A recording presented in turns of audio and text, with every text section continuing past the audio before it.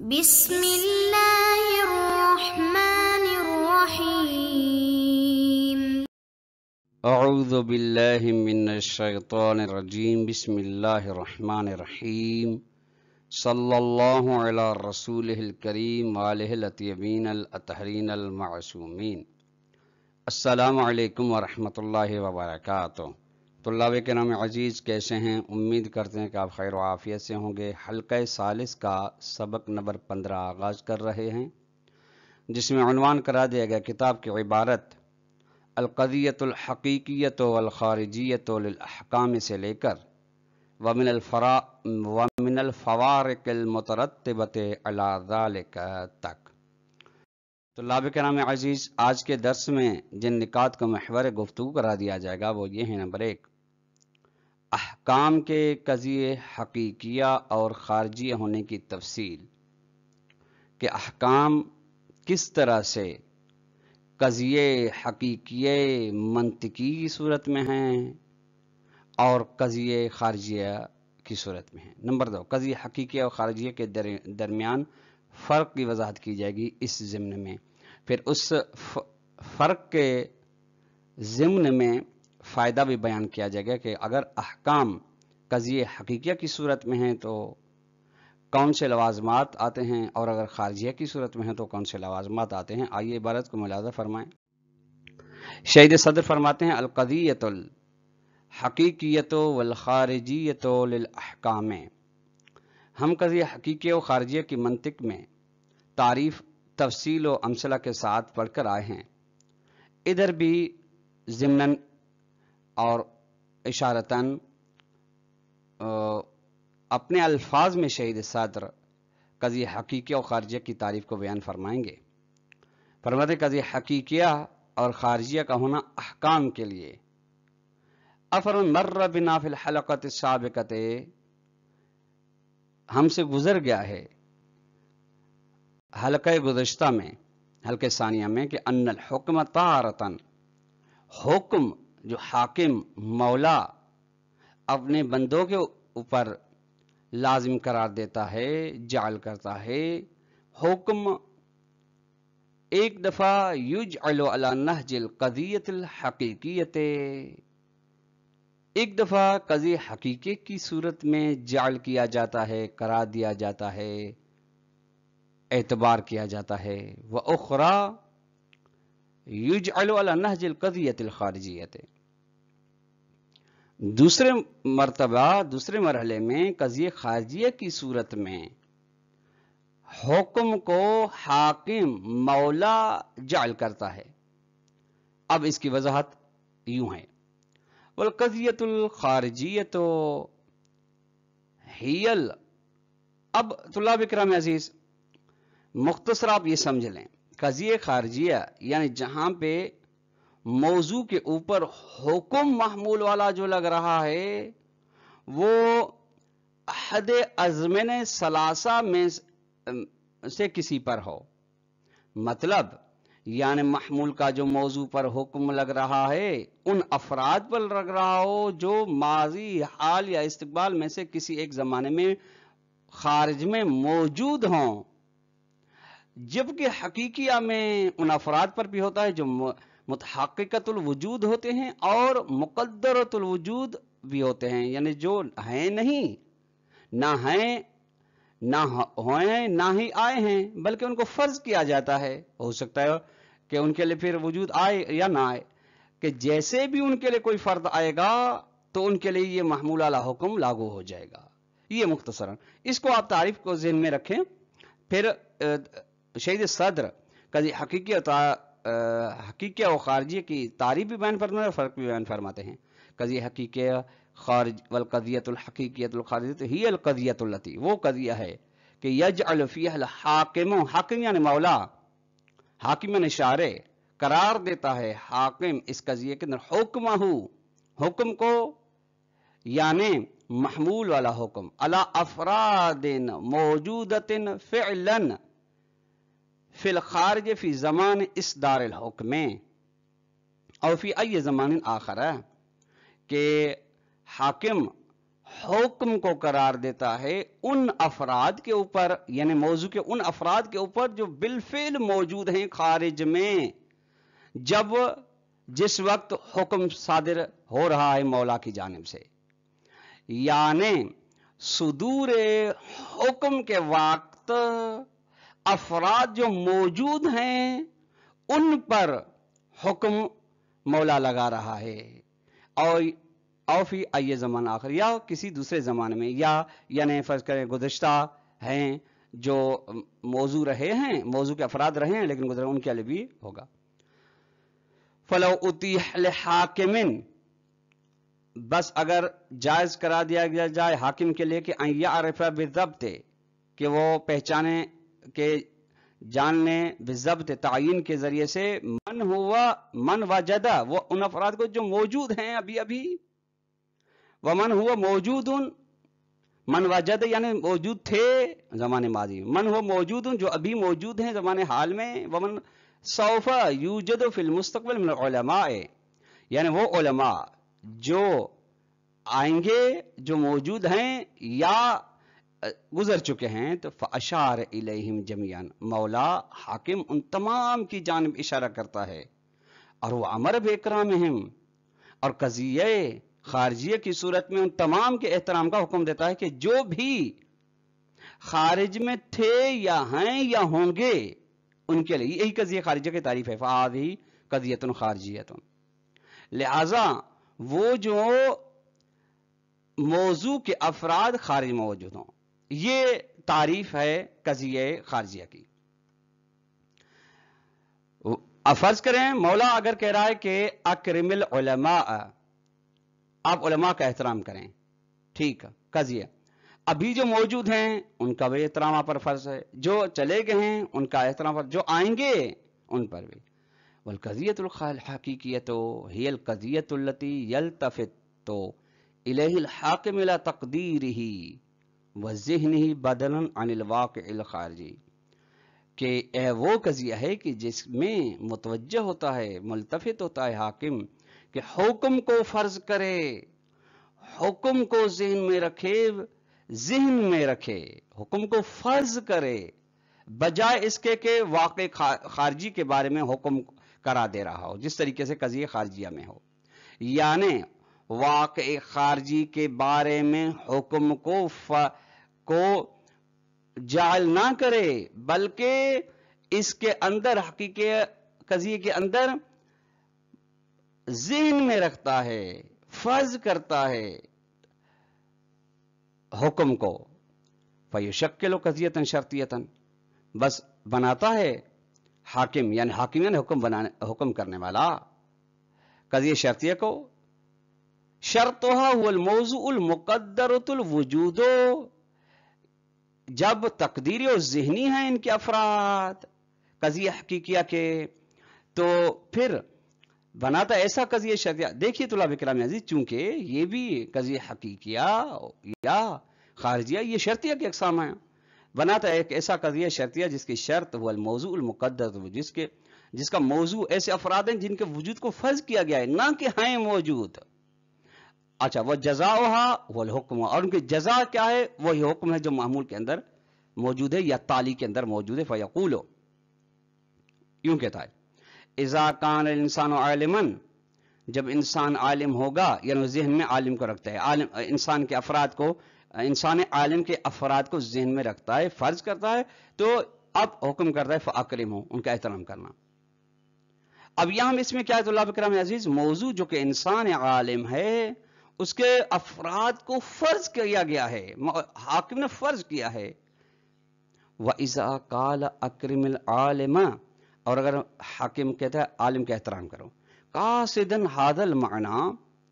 اس معنی کا ارادہ کرتا ہے، تو فالقضیۃ روحاً، تو قضیہ ذاتاً شرطیہ ہے، وَإِنْ كَانَتْ صِيَاغَةً حَمْلِيَةً، اگرچہ بناوٹ کے لحاظ سے، جعل کے لحاظ سے اس کی صورت حملیہ کی ہے۔ یہاں تک طلاب کرام عزیز تعریف ہو گئی حقیقیہ اور خارجیہ قضیہ کے درمیان میں۔ اب فرماتے ہیں ہناک فوارق بین القضیتین، اب یہاں پر فرق بیان ہوئے ہیں قضیہ حقیقیہ اور خارجیہ کے درمیان میں، منہا ان فوارق میں سے کچھ فرق ما وہ ہیں وہ نظری جو نظری ہیں، ومنہا ما ہوا یکون لہم مغز عملی، دوسرا کچھ فرق ایسے ہیں جن کے لیے ثمر عملی ہے۔ فمن الفوارق، اب یہاں سے فرق کو بیان کر رہے ہیں کہ اننا بموجب القضیۃ الحقیقت نستطیع اور نشیر الی ای جاہل، فرق یہاں سے غور فرمائے کا مطلب کہ ہم قضیہ حقیقیہ کے مطابق قدرت یہ رکھتے ہیں کہ اشارہ کر سکیں کسی بھی جاہل کی جانب، یعنی بیان ہم قضیہ حقیقیہ کر رہے ہیں لیکن اس کے ضمن جاہل کی جانب اشارہ بھی ہے۔ یعنی فرض کر رہے ہیں کہ عالم کا آپ احترام کریں، اگر عالم ہو تو اس کا احترام کریں، تو اگر انسان عالم ہو تو اس کا احترام کریں، تو اشارہ اس کی جانب ہے کہ بس جاہل ہو تو اس کا احترام نہ کریں۔ ونقول، ہم کہتے ہیں لوکان ھذا عالما لوجب اکرام ہو، کہ ہم یوں کہتے ہیں کہ اگر یہ انسان عالم ہو، فرض یہ کرتے ہیں عالم ہے تو اس کا احترام واجب ہے، یعنی اشارہ کیا جا رہا ہے بس فرض کہ اگر جاہل ہے تو اس کا احترام واجب نہیں ہے۔ لأن الحکم بالوجوب ثبت علی الطبیعۃ المقدرۃ، وجوب یعنی وجوب اکرام کا حکم جو ہے ثابت ہے ان افراد پر جن کو فرض کیا گیا، جن کی ذات کو فرض کیا گیا ہے، یا جو موضوع کے اندر جن کو فرض کیا گیا، وہذا مصداقھا، اور یہی اس کے مصداق ہیں قضیے کے۔ وَكُلَّمَا صَدَقَ الشَّرْطُ صَدَقَ الْجَزَاءُ، اور جب اس شرط جو کہ فرق لوکانا ھذا عالمن ہے یہ ثابت ہو جاتی ہے، اس کا کوئی موضوع متحقق ہو جاتا ہے، تو جزا بھی ثابت ہو جائے گا، اکرام وجوب اکرام بھی آ جائے گا، خلاف القضیۃ الخارجیہ، برخلاف قضیہ خارجیہ کے التی، وہ قضیہ خارجیہ یعنی قضیہ خارجیہ اس طرح سے نہیں تھا، التی وہ قضیہ تعتمدو، جس میں یہ تھا کہ ایسا نہیں کہ شرط آئے گی تو جزا بھی آ جائے گی اس کے لیے، جب شرط آئے گی تو نہیں، وہ کہہ رہا تھا کہ حکم ہے ہی ان افراد کے لیے جو موجود ہیں خارج میں، ازمن ثلاثہ میں کسی ایک زمانے میں، یہ اعتماد کرتا ہے کہ احساء الشخصی للحاکم میں حکم لگانے کے لیے کہ معین ہو کوئی جزئی موضوع کے لیے، جو باہر جزئی ہے خارج میں اس کے لیے حکم ہے۔ فإن هذا الفرد الجاہل، بس یہ فرد جو قضیہ حقیقیہ میں جس کی جانب اشارہ کیا جا رہا ہے، یہ لیس داخلا فیہا، قضیہ خارجی میں داخل ہی نہیں ہے، لا بالفعل ہے، نہ فعلا داخل ہے، ولا علی تقدیر نہ یکون عالما، نہ ہی اس بنا پر فرض ہے کہ اگر عالم ہوگا تو اس پر حکم، ہاں اس میں حقیقیہ میں ہے جاہل کے بارے میں کہ جاہل کا احترام واجب نہیں، اگر جاہل عالم ہو جائے گا تو اس کے لیے احترام واجب ہو جائے گا، لیکن حقیقیہ میں یہ نہیں ہے، چونکہ حقیقی کا تعلق خارج کے ساتھ ہے، اور خارج میں جو شخص موجود وہ جاہل ہے، بس اس کے لیے حکم ہی نہیں ہے۔ عمل اول واضح، پہلی بات واضح ہے کہ بالفعل یہ فرد جاہل داخل نہیں ہے قضیہ خارجی کے اندر، بالفعل یہ بات تو واضح ہے، چونکہ جاہل ہے حکم عالم کے لیے ہے، وَأَمَّا الثَّانِي، اور تقدیراً بھی نہیں ہے، کیونکہ فَلِأَنَّ الْقَضِيَّةَ الْخَارِجِيَّةَ لَيْسَ فِيهَا تَقْدِيرٌ وَاِفْتِرَاضٌ، جو قضیہ خارجی کے درمیان فرض و تقدیر یعنی مقدرۃ الوجود افراد کے اوپر اس کے اندر حکم نہیں لگایا جاتا، بلکہ متحققۃ الوجود افراد کے اوپر اس کے اندر حکم لگایا جاتا ہے، لہذا یہ جاہل جو کہ مقدرۃ الوجود ہے قضیہ خارجیہ کے دائرے میں ہی نہیں آتا تاکہ اس کے لیے حکم لگا جائے، بل یہ تنصب علی موضوع عاجز، بلکہ یہ تو مقرر ہے ایک ایسے موضوع کے اوپر جو موضوع ختم ہو چکا ہے، یہ ایک فرق۔ ومن الفوارق، اور فرق میں سے یہ کہ ان الموضوع فی القضیۃ الحقیقیۃ وصف کلی دائما یفترض وجودہ،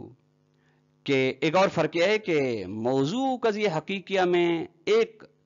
موضوع، غور فرمائے گا طلاب کرام، ایک صفت کلی ہے جو دائمی کلی ہے، اس کے وجود کو فرض کیا گیا ہے، نتیجے میں فیترتب علیہ الحکم، حکم اسی پر آتا ہے، یعنی علیہ یعنی وصف، یعنی وصف کلی کی بنا پر ہی جزا والا حکم اس کے اوپر آتا ہے، سواء کان وصف، اچھا وہ وصف دائمی فرق نہیں کرتے وصف عارضی ہو کل عالم ہے، جیسے عالم صفت ہے علم جو کہ انسان پر عارض ہے، اور ذاتیاً یہ صفت ذاتی والا انسان جو کہ فرق جنس و فصل سے مرکب ہے، حیوان و ناطق سے. وہ عمل موضوع یہ موضوع حقیقیہ میں، وہ عمل موضوع فی الخارجیت فهو ذوات الخارجیت، موضوع کا حقیقیہ کے اندر وہ ذوات ہیں جو خارج میں پائی جاتی ہیں. اے ما یقبل ان یشار الیہ فی الخارج بلحد احد الرجل، یعنی جو قبول کرتی ہیں کہ ان کی جانب اشارہ کیا جائے خارج میں کسی بھی تین زمانے کے لحاظ سے. اچھا، خارج میں طلاب کرام عزیز کلی نہیں ہوتی، خارج میں جو ہوتی ہے جزئی ہوتی ہے، اور اشارہ بھی جزئی کی جانب کیا جاتا ہے. یعنی اس کے اندر جو خارجی ہے وہ یعنی جو یہ قبول کرتا ہو کہ اس کی جانب خارج میں اشارہ کیا جائے، یعنی اس کے لیے فرد ہوتا ہے، پھر کسی بھی زمانے میں ہو. ومن ہونا یہیں سے استحال تقدیر والافتراض فیہا یعنی خارجیہ میں، قضیہ خارجیہ میں فرض کرنا یعنی مقدرۃ الوجود افراد کو فرض کرنا یہ محال ہے. کیوں؟ چونکہ لأن ذات الخارجیت،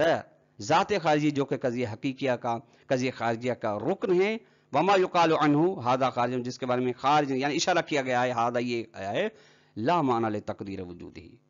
اس کے وجود کو فرض کرنے کے لیے کوئی معنی نہیں بنتا، بل وہ محقق الوجود ہے، بلکہ ان کا وجود حقیقت میں موجود ہے.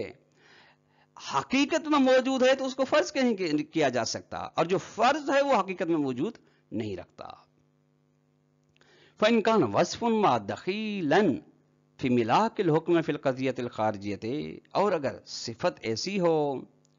جو دخلت رکھتی ہو معیار حکم کے اندر، یعنی مولا اس حکم اس صفت کی بنا پر حکم لگا رہا ہو قضیہ خارجیہ میں، تو وہ تصدل مولا نفسہ لإحراز وجودی، تو مولا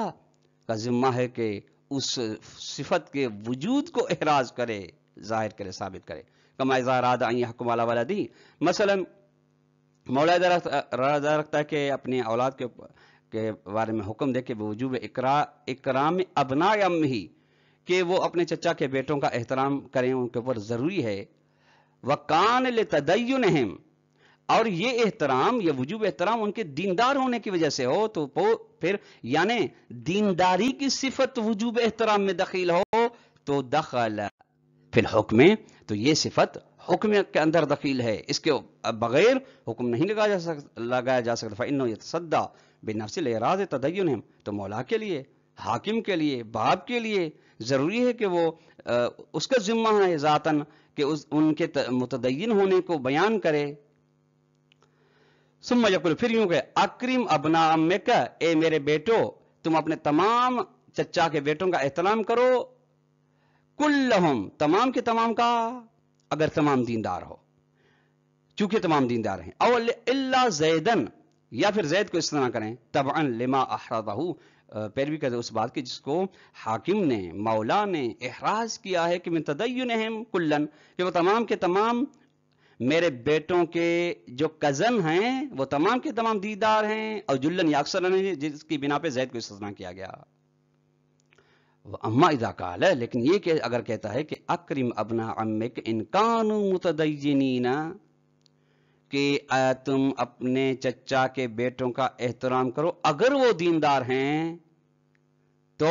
فالقضیۃ شرطیۃ، یہ قضیہ شرطیہ ہو جائے گا، وہ حقیقیۃ حقیقیہ ہو جائے گا، من ناحیت ھذا شرط، اس شرط کے لحاظ سے.